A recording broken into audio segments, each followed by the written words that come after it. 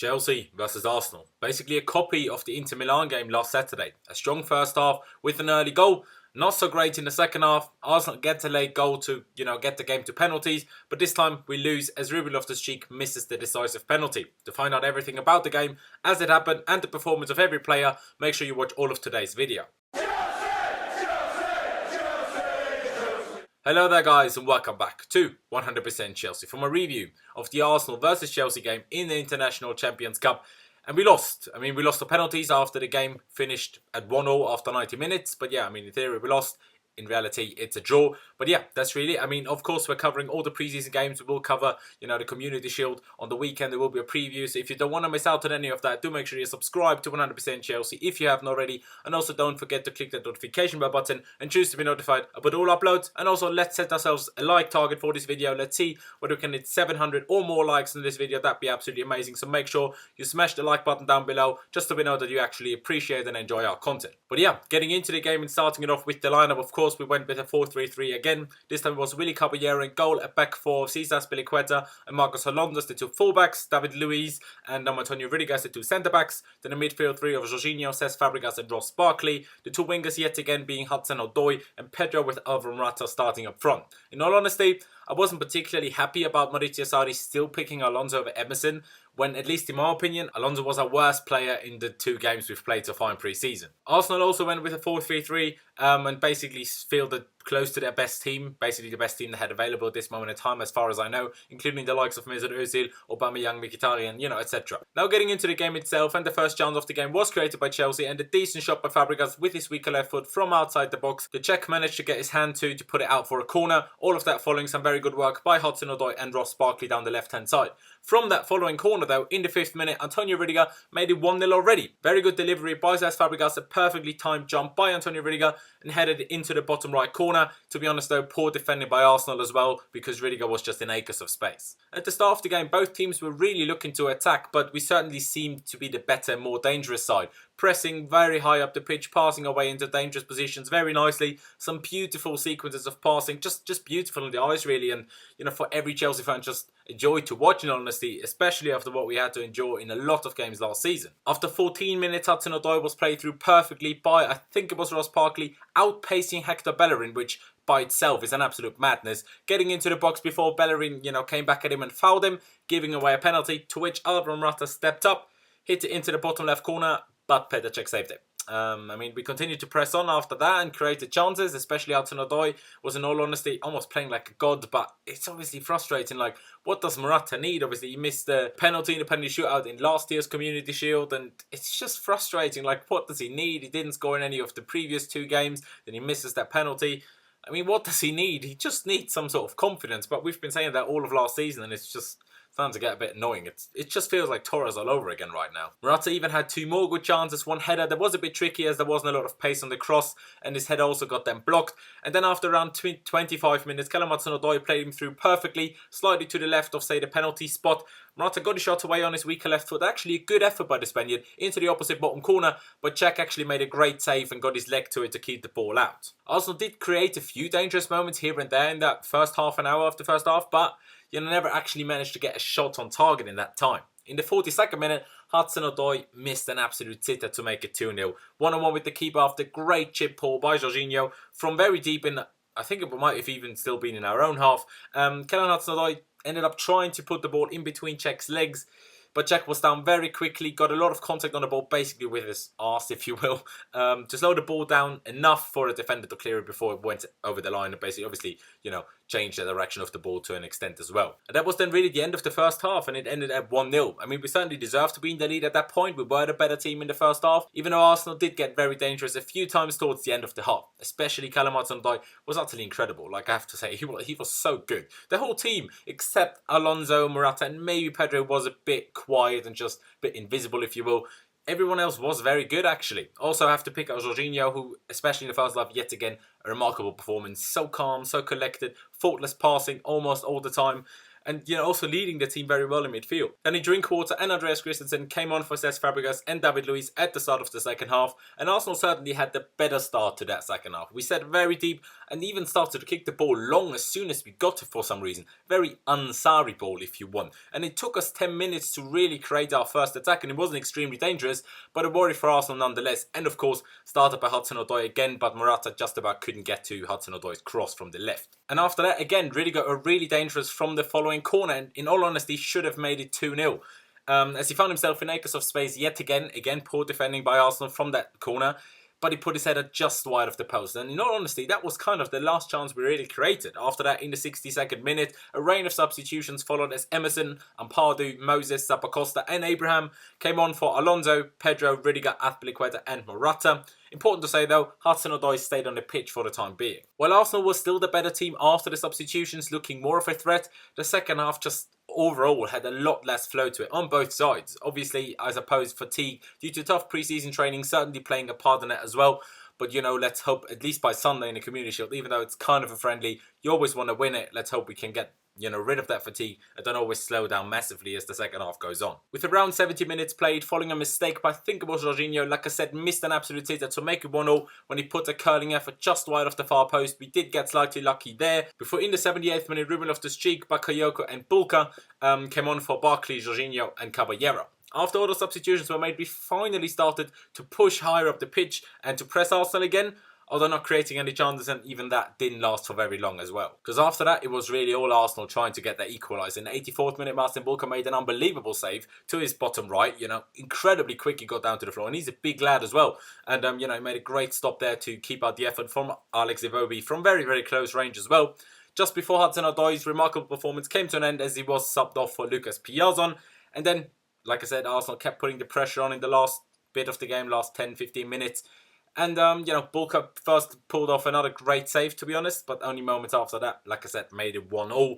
In all honesty, he was really just shot at by the cross, you know, that came in from the right, from I think it was Reece Nelson, I might be wrong on that though, and the ball basically just bounced into the goal from, like I said, his leg, and he just stood there basically, you know, the ball bounced in, but that was basically it for the game, and we went straight to penalty shootout after that. Both teams converted their first 5 penalties. For us, it was Danny Drinkwater, Tammy Abraham, Victor Moses, Emerson Palmieri, and Lucas Piazon. Danny Drinkwater was the only one that got close to missing, basically, as he hit it straight down the middle. Czech actually stayed in the middle, but couldn't keep it out as Drinkwater hit it with a lot of pace. Then Ruben Loftus-Cheek stepped up to take the 6th penalty and missed. I mean, he didn't put it wide, but Czech saved it. And then I think Reece Nelson, I completely forgot who took Arsenal's last penalty, to be honest. But, you know, they scored their 6th, and they obviously won this penalty shootout 6-5. Now, speaking about the game overall a bit more, and there have been a few reoccurring themes so far in this pre-season. We've scored very early in every game. Within the first 10 minutes of every game, if I'm not mistaken. We play extremely well for especially the first half an hour, but get worse as the game goes on, until a lot of substitutions are made. When it gets a bit better, not so much today, but in the last few games it did. But the biggest, the most reoccurring theme is definitely us not being anywhere near clinical enough. And the amount of chances we've missed in those preseason games, in those 3 preseason games so far, is very annoying. I mean, definitely something that needs to improve drastically. A lot of people are saying mainly Morata. I wouldn't even say it's mainly Morata. Yes, he's missed a few and he missed a penalty. And he missed a few against, you know, Inter, I think, as well. But it wasn't even that bad. Like, it wasn't even just Morata. Like, there was a lot of other chances. Hudson-Odoi missed one. Fabregas missed a few. Pedro missed a few against Perth. There was a few against Inter, even though against Inter it wasn't that bad. But still, we just need to get the scoring going. Like, it's, as much as we've changed the system right now, and it is completely different, the situation that we just can't take our chances hasn't really changed so far compared to last season, when it's already been an issue. And even when we won the league, we've missed a lot of chances in a lot of games. That's why we barely ever get these big score sheets like other teams, for example, Manchester City do. I mean, overall, we didn't play badly at all. It was quite decent. With the second half, a draw definitely was a fair result, in all honesty. But I want to mention Hudson-Odoi again. I mean, I've mentioned him a lot already, but I stand by. He was absolutely incredible. Like, the guy's 17. He's so quick. He outpaced Hector Bellerin, who apparently is the quickest player in the Premier League. He literally outpaced him on a 40-50 yard sprint. Incredible. His trickery, his skill, his vision. He needs to work on his finishing still, but otherwise he's just so good. And he's only 17. It's literally a madness. And then you hear these rumours about Pulisic, and I'm like, just play him. Like, play Hazard and Hudson-Odoi. Just sod Willian and Pedro. Sod all of them. Just start Hudson-Odoi. Maybe I'm slightly, you know, over the moon right now. It was only a preseason game, I get that. But he needs to get a chance in the Premier League, in my opinion. Also, Jorginho, again, very good, especially in the first half. Made a mistake in the second half to, you know, lead to a good chance for Lacazette. Then obviously was subbed off before we, you know, conceded the 1-0. And in the second half, no one really came on that made a massive name for himself, to be honest. Bulka made those 2 top-class saves. Tammy Abraham certainly put himself about as much as he could, but we didn't really create anything in the second half, in all honesty, so you can't really fault him for not scoring. And Emerson wasn't anywhere near as worrying as Alonso was at the back, although, you know, the cross for, you know, the goal Arsenal scored came from his side. I'm not quite sure where he was in the replay. I didn't see him. Maybe should have been there. I'm not quite sure. Second half, there wasn't really much to take from, in all honesty. But yet again, in my opinion, it was Marcos Alonso and Alvaro Morata that disappointed the most, or quite a lot. Morata's movement is, as it was last season a lot of the time, still good. And he gets into those positions and he gets the chances, but his finishing is not up to par a lot of the time. Of course, the penalty, a lot of people are saying it was an awful penalty. I don't agree with that. It wasn't a great penalty, but it wasn't awful. It's with quite a bit of pace. Not into the corner, fair enough, but it wasn't bad. It was along the floor. Czech made a decent save. I wouldn't slate him too much for missing a penalty. He still should score the penalty, but it wasn't an awful penalty. And then, you know, the 1-on-1 he had with Czech, he actually put in a decent, you know, shot that would have found the bottom corner of the opposite corner. But Czech just made a very good save. He's not getting lucky, and he's also not doing well enough. You know, because in some of those things, a penalty you can always take so well that the goalkeeper can't save it. And even those chances, the 1-on-1 he had, you can take it slightly better. But it was still a decent effort. So it's just frustrating with him. Like, he needs to start scoring. Like, what, I don't know what to do with him. Like, at the moment, I'm kind of in this feeling. I'm like, we need Batshuayi back, or we need to sign a different striker, because we can't rely on him. I think there is a very good striker in Alvaro Morata, but the question is, can we get it out of him? Will he show that at Chelsea? And that's the main question right now. And, you know, after seeing him for 3 games in pre-season, I'm not quite sure. He did improve against Inter, but it's not that good, and it's just really annoying. And about Alonso, I mean, he just couldn't cope with Bellerin. He just couldn't cope with Arsenal's attack. He's too slow. People say he didn't win any, you know, duels or battles, challenges.